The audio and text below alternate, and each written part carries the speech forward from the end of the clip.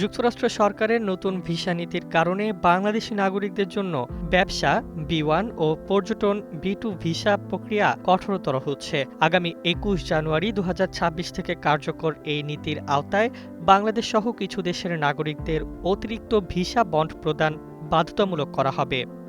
নতুন এবং ফিরে আসা গ্রাহকদের জন্য নগদে চলছে ক্যাশব্যাক সহ প্রতিদিন হাজারো উপহার জেতার সুযোগ। হবে আশা আর ফেরা সারপ্রাইজ সেরা।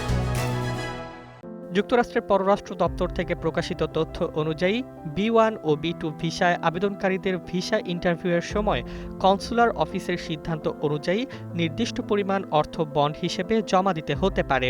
এই বন্ডের পরিমাণ হতে পারে $৫,০০০ থেকে $১৫,০০০ মধ্যে, যা আবেদনকারীর ভ্রমণ ইতিহাস, পূর্ববর্তী ভিসা রেকর্ড এবং ওভারস্টের ঝুঁকি বিবেচনায় নির্ধারিত হবে। তবে বন্ড দেওয়া ভিসা পেতে নিশ্চয়তার প্রমাণ নয়। ভিসা অনুমোদন সম্পূর্ণরূপে আবেদনকারীর কাগজপত্র ও সাক্ষাৎকারের ভিত্তিতে সিদ্ধান্ত নেওয়া হবে।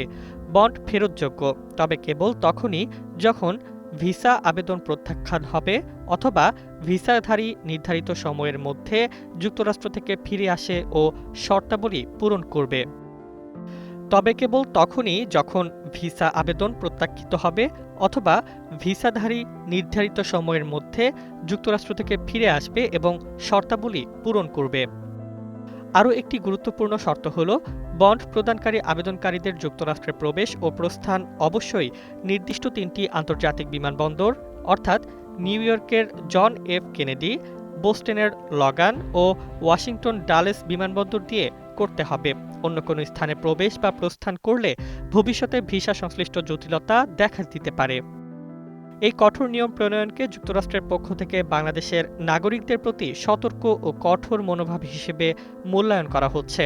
বিশেষজ্ঞরা মনে করছেন, আগামীর ভিসা আবেদনকারীদের জন্য এখন থেকে আরও সাবধানতা ও প্রস্তুতি অপরিহার্য হয়ে পড়বে। ভিসা প্রক্রিয়ায় আর্থিক সক্ষমতা ছাড়াও সম্পূর্ণ সঠিক তথ্য উপস্থাপন এবং নিয়মিত শর্তাবলী অনুসরণের ওপর জোর দেওয়া হচ্ছে।